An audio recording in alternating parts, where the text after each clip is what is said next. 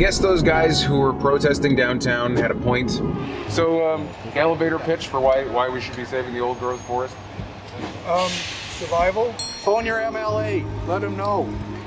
We need to save the ancient old growth forest. They're worth more standing. Their activism brought my attention to this fact. Big industries are trying to cut down our old growth, and while they're only trying to cut down a small portion of our old growth, the thing is, it doesn't matter. There's not really anything that could be more valuable than the old growth. Let's put it this way. The ecological crisis is the single greatest existential crisis of our times. It's also a tragedy of the commons. So folks will often say like, oh, well, Canada or BC or the area only emits 0.01% of global emissions, whatever. It doesn't matter, because if we all had that idea, if we all had that mindset, which we do, then we would get into a terrible, terrible ecological crisis, which we are in. And so to avoid that, and to hold on to this extremely productive and valuable asset, which is old growth forests, we can't give an inch. We can't let them take any. We have to just keep all of the old growth that we have remaining, because 75% of it has already been cut down. 75% of the old growth in the region is already gone. So just because they're only going to take a small portion of what remains, no, they already took 75%. That's it, we're done, it's over. A 75% loss in old growth is unbelievable and obviously terrible, but it turns out it's worse than that. So here's the YouTuber, Nerdy About Nature. He's going to explain why it's worse than that. So right now across the province, the British Columbia government lists old growth forest as 23% of all the forest, which is like, sounds pretty good. You're like, well, shoot, dang, that's like 1 in every 4 trees is a big old growth tree, right? That sounds pretty good. And logging companies love to throw this number around because it makes it sound like there's a lot more old growth forest left than there actually is. So this old growth definition contains 2 main categories. There's high productivity old growth forest and low productivity old growth forest. Now, low productivity old growth forest tends to live in bogs and high alpine mountaintops where there's these really old ecosystems containing really old trees, but they're often really small and scraggly because the growing season is so short, or they don't get enough nutrients to become the big massive trees that we so often associate with what it's like to live in British Columbia. Those trees exist in the high productivity old growth forests, which tend to exist in river valley bottoms, lowlands, where these trees have a ton of nutrients and are able to grow absolutely massive, like this giant western red cedar that I'm so blessed to be standing next to right now. I mean, absolutely gorgeous. It's trees like this that logging companies are still fighting to actively log, and where the fight to save big old growth forests exists within the province, because high productivity old growth forests like this is down to 2.7% of the historic number. Now we're gonna go check out the actual blockade, where the stewards of the land are stopping big greedy industrial activity from happening. We don't have time, unfortunately, to spend days and weeks out there taking proper shifts, but what we can do is go out there and record what they're doing, try and give it a bit of a signal boost, and also do some supply runs for them and motivate them and hopefully tell them they're doing a great job. So Frank, how do you feel about going to stand up for the oldest sticks on the island?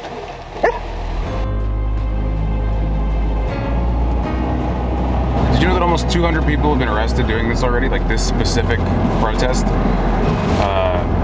What they're doing is very brave, very important, and I feel an obligation because it's a priority. It's such an important thing. It's a totally non-renewable resource. Like, yeah, trees regrow, but it's going to take minimum 200 years for them to get to the same size and have this same effect on our biodiversity, have the same effect in their capacity to like hold on to carbon. We're in Port Renfrew. Maybe we pull over to somewhere up here. Yeah, what's this? Somewhere, like somewhere right here. Yeah, this is nice. Roll a little joint or something. Tommy's home style cooking. Can I get some ice cream? Yeah. Stop in at their Wi-Fi.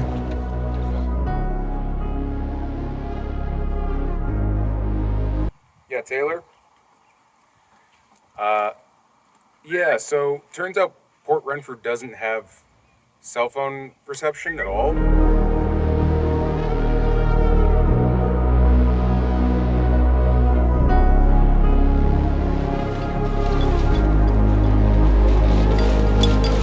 Okay, we're 15 minutes out from the blockade. I didn't realize how much action and solidarity there was online about this. I want to see how many people are there. I'm actually getting really excited.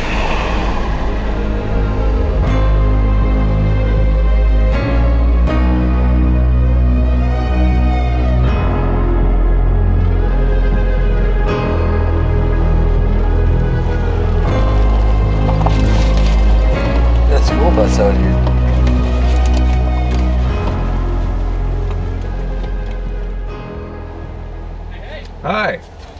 Pretty good, yourself? Fantastic. Good. Living the dream. We're here to see what kind of supplies you guys need, because we can't stay for too long, unfortunately. And also to do some interviews for, you know, a signal boost with whomever is articulate and charismatic. Cool. Yes. So you can follow them. Sure. Okay, so we got here. We're at the Ferry Creek Last Stand HQ against old growth cutting, and there's a really great energy here. Right now we are just exiting the media camp area. This whole place is like a sprawling compound interwoven among the trees. And you can see that they've got a dish set up so they can receive a signal.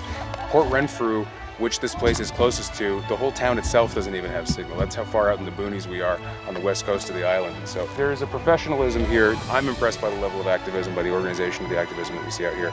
So let's go, let's have some conversations with some good people. We're gonna interview somebody who's been here since day one. She told us to meet her by the riverside, and this is the way to get down the riverside. As you can see, it's beautiful, but the things that we do for this channel. Oh, are you okay? Yep. Nimble, baby.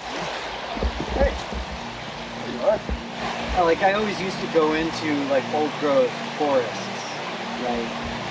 Out here on the west coast of so-called British Columbia.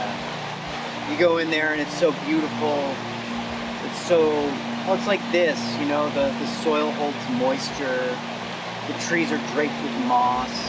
And I just heard that there was this meeting of people who wanted to blockade this road construction into a watershed on Pacheedaht territory. But we all thought that it would be over in like a week. And happening for how long? Like 9 months? 10 months. 10 months.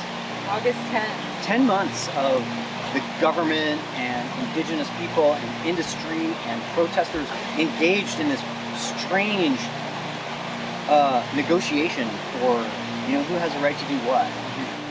We really didn't think they would be going on this long. Like, we kind of thought, oh, like we'd get arrested in a couple of days and that would be that. And it started out of a feeling from a lot of people that something needed to be done. No one's actually like standing there in front of industry. What's your name, sir? My name is Tay. Tay, Pele, nice to meet you. Yes.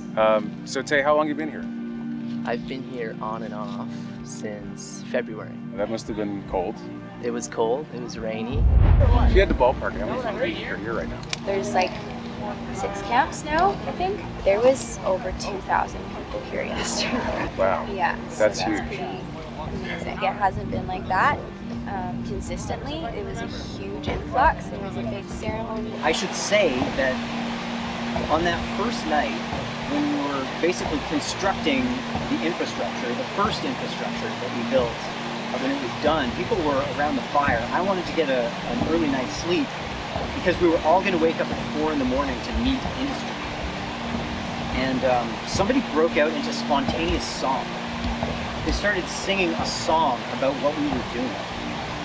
And everybody got really into it around the fire. Everybody took a turn singing this song. People out here, they sing all the time. You know, like they share their feelings. They're vulnerable with each other. The way that a person becomes vulnerable when they go into an ancient coastal ecosystem. Yeah. You know, and it might not be going on anymore. It might be over, but there's a circle ceremony happening out there, and they get very emotional. You know, it happens all the time. I mean, certainly what you're doing is more than just a physical, political act of solidarity. I can sense from this place, and certainly I can sense from you, Tay, that there's deep spirituality among this place. Just out of interest in Tay, what do you spiritually identify with? I have an earth-based cosmology, so that would be my map. Are you writing this down? Do you think that a spiritual connection to nature is at the core of a lot of people's activism here?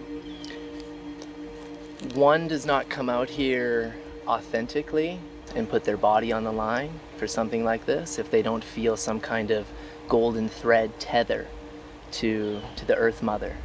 And the longer you spend out in the forest, in these great vast minds that these forests contain and hold, the deeper that or the stronger that tether or that thread becomes. So yes, And anything worth giving yourself over to is inherently spiritual. There is an energetic shifting in the culture, and it goes up and up through that holonic structure into the global network. Real quick, holonic structure? It's like Russian dolls. Okay. You know how you keep like, sure, yeah, right? Yeah. Structure within structure within structure. And so here we're a mind tapping into a mind, but what's happening is it's spreading out, and globally this movement, which is a part of all the other movements. This is a last stand for forests, not a last stand for this forest. It's for forests of the globe, and that is a spiritual reverberation. It has to be, or it's not real enough to actually incite real change. Does that answer the question well I think that answers the question beautifully. And there's just this way that we're all conditioned in this society to abdicate our personal responsibility to the land and to the people around us. Yeah. And I think that's what connects everyone here on a very deep level, is that everybody has risen to admit that they never abdicated that responsibility. Yeah, I've been writing lots of music and painting and just processing my emotions, because there's also a lot of grief as we look at the global climate crisis and feel these places that have been in misalignment for so long, and as a way to process that and share that process with others, because I feel like it's the role of the artist to make the revolution irresistible.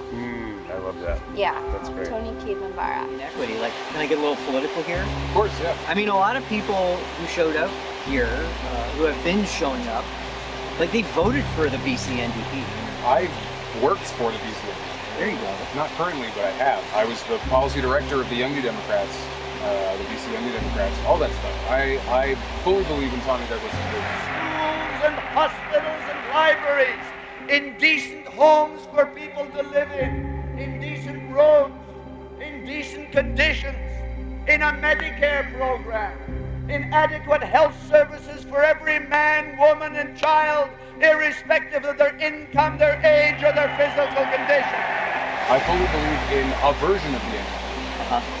I'm very disappointed with what the modern NDP is in a lot of ways. I think that at its foundation, the primary forward movement for justice at the time of the founding of the NDP was the labor movement, because that was directly working for the working class, working for our rights, our weekends, all that stuff, right? We all know what the labor movement is.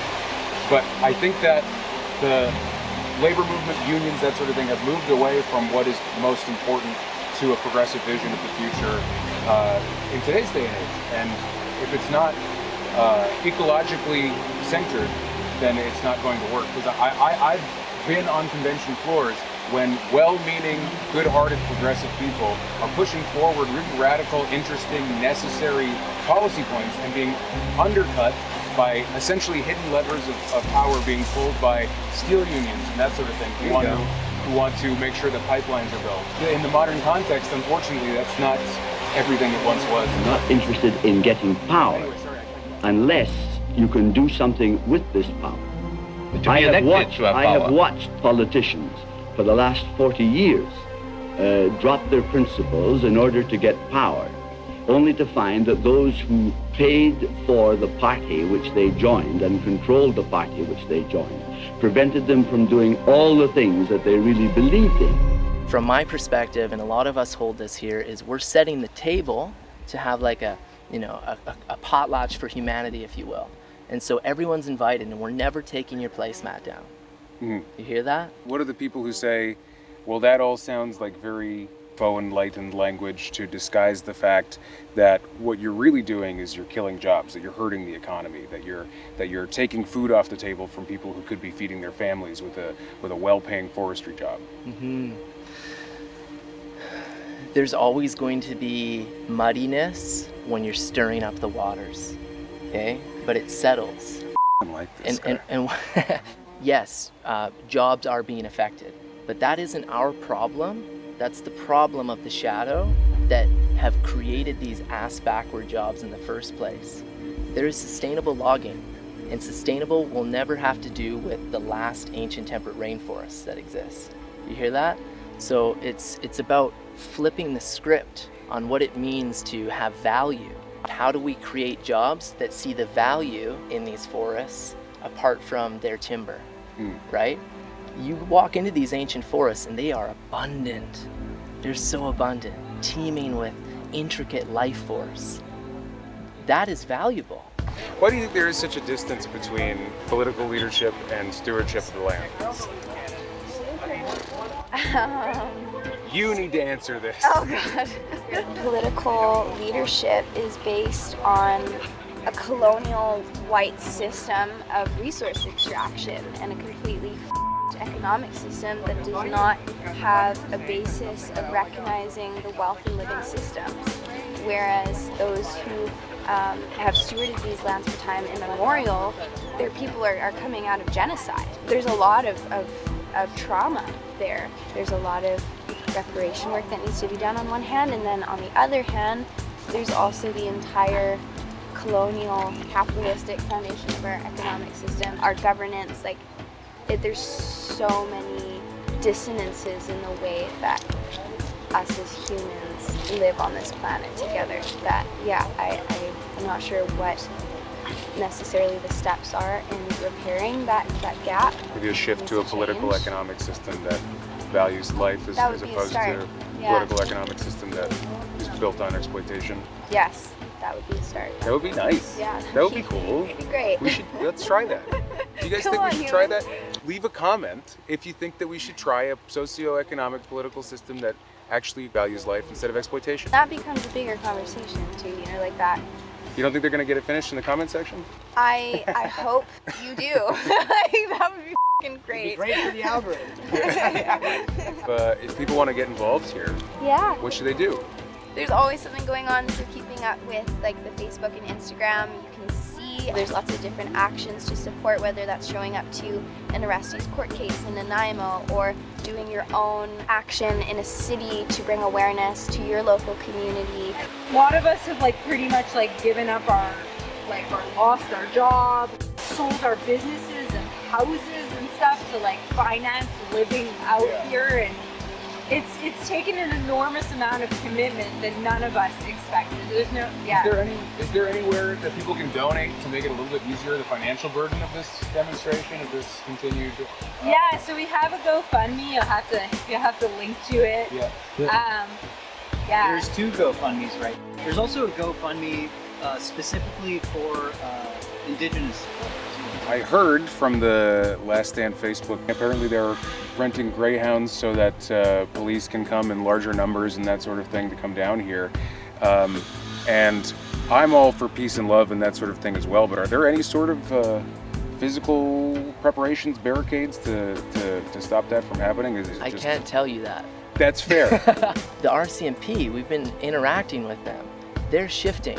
They don't want to be here, lots of them. Yeah, sure. The ones that want to be here are having real in-depth conversations. Yeah. Right? They're caring, they're listening. They're doing their job, they're playing their role in this cosmic dance, right? We're all playing our role, this grand play that we're a part of. And so I'm not concerned about something like that. And I don't think most people are. Fair. Yeah.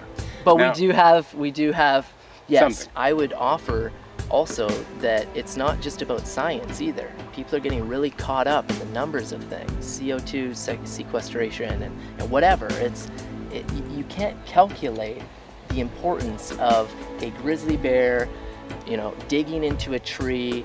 The sap then comes out of the tree to heal itself, and then fungus comes to heal as well, and then bumblebees come and they rub on the fungus, and then they take that fungus back to their hive, and then they're using that as medicine for their hive, right? You can't calculate that stuff. That's a witnessing. I feel like for anybody who wants to connect, that is crucial. Come to sit in those forests to just receive the medicine that they are. Come spend some time in the woods. Fuck recycling. That usually just ends up all in the same space anyway. If you want to actually do something to help, you can come here and you can help these people to stop old growth from getting cut down, because it's going to take 1,000 years for more old growth. And we could just not cut it down. Very simple. Penny saved, penny earned. 1,000-year-old tree saved, 1,000-year-old tree earned. And you could be a part of that. And I want to tell you something about, off the camera. Yeah, sure.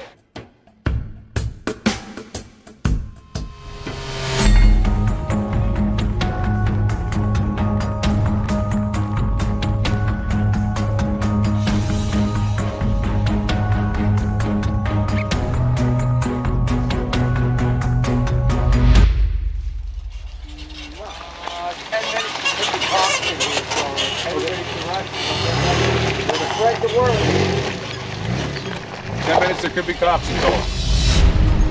So we're just told about 10 minutes there could be cops. They're spreading the word around here. Hopefully we don't get arrested, but we'll see what happens.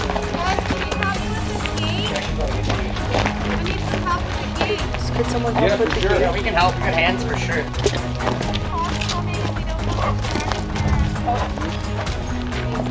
Yeah, I think that's gonna drop it. I just don't know how fast.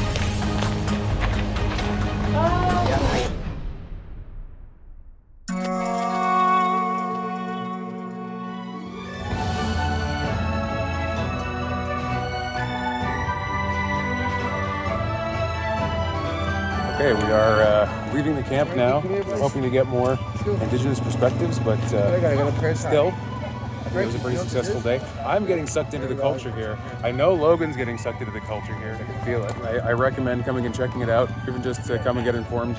It's Thank you. it's Nobody beautiful. went out It's going that beautiful. way. Frank, come on, come here. Let's go check out some of that old growth that these guys are protecting. Here we are, found a spot. Wait, what?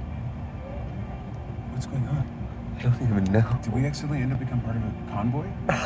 We f***ing did. He said we made it find a spot. What are we doing? What? I was trying to find... Bro, what? I was trying to find... Bro, I feel like we have to do it.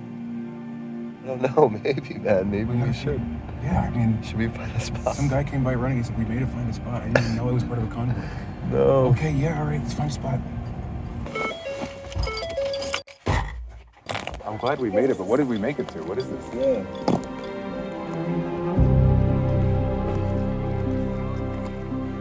So this convoy was going to have a meeting at the top of this hill, but it turns out that there are cops up there, so they're having it at the bottom instead, so that they are not overheard by the police. Let's go see if we can catch a glimpse of the police here.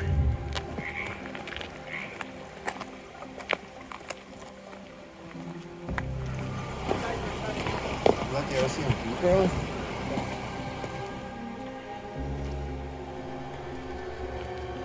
Leave it. Don't take the sticks. They're art. They're art. They're art.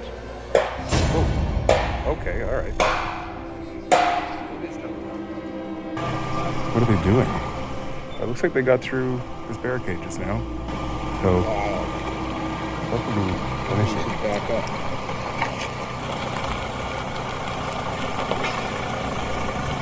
What are you guys up to? Pardon me? What are you guys up to? Checkpoint. This area is part of the Injunction. So sorry. Which area is part of the Injunction? Up here. The area. Oh, so not the side that I'm on?